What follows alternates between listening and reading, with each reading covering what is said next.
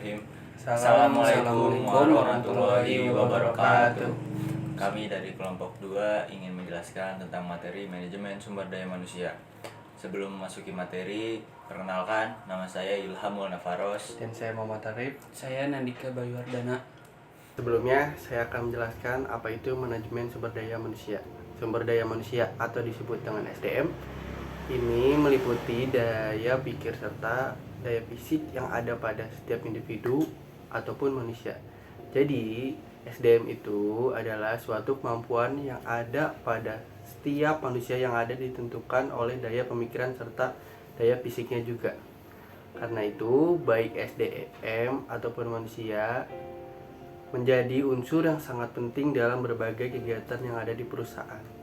Seperti itu. Selanjutnya, saya akan menjelaskan tentang tujuan manajemen sumber daya manusia.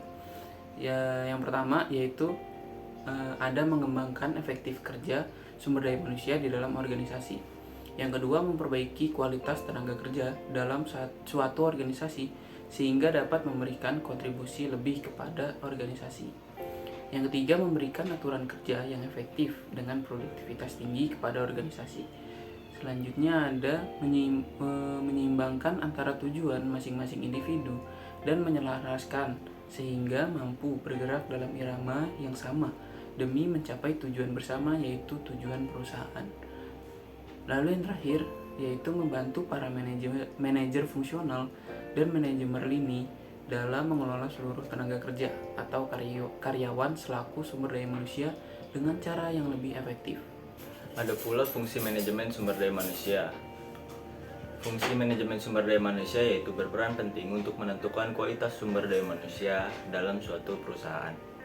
Manajemen sumber daya manusia akan melakukan perencanaan terkait perekrutan dan pengembangan sumber daya manusia, serta melakukan seleksi dan penarikan yang terkait dengan kualitas individu dan sumber daya tersebut. Peran fungsi sumber daya manusia dan manajemen sumber daya manusia terbilang penting, yakni menentukan faktor produksi, membangun, serta mengembangkan perusahaan. Selanjutnya, tugas manajemen sumber daya manusia. Tugas manajemen sumber daya manusia adalah untuk mengelola manusia seefektif mungkin agar diperoleh suatu satuan sumber daya manusia yang saling memberi manfaat. Manajemen sumber daya manusia merupakan bagian dari manajemen umum yang memfokuskan pada sumber daya manusia. Selanjutnya ada manfaat manajemen SDM dalam perusahaan. Itu ada fungsi HR. Sebenarnya juga dijalankan oleh para manajer yang memiliki tanggung jawab langsung terhadap keterlibatan, kontribusi, dan produktivitas karyawannya. Dalam sebuah talent manajemen sistem yang sudah terintegrasi, para manajer memiliki peran dan tanggung jawab pula dalam perekrutan. Selain itu, mereka juga ikut berperan dalam perkembangan dan eksistensi para karyawan superior.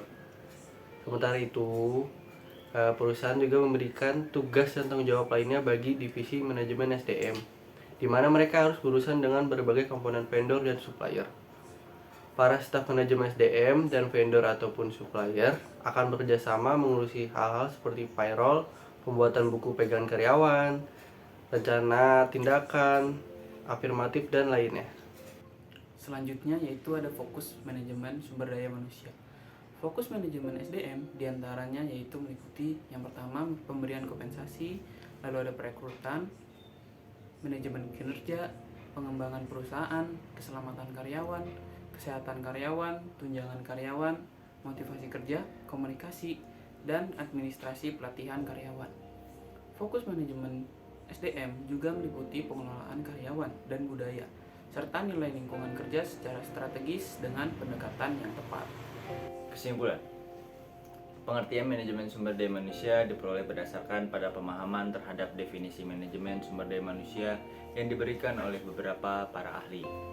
Menurut para ahli, manajemen sumber daya manusia adalah proses merencanakan, mengorganisasikan, memimpin, dan mengendalikan seluruh kegiatan pengadaan tenaga kerja, pengembangan karyawan, pemberian kompensasi, pemeliharaan karyawan, dan pemutusan hubungan kerja berdasarkan ketentuan dan perundangan yang berlaku untuk mencapai sasaran dan tujuan individu karyawan, perusahaan, dan masyarakat.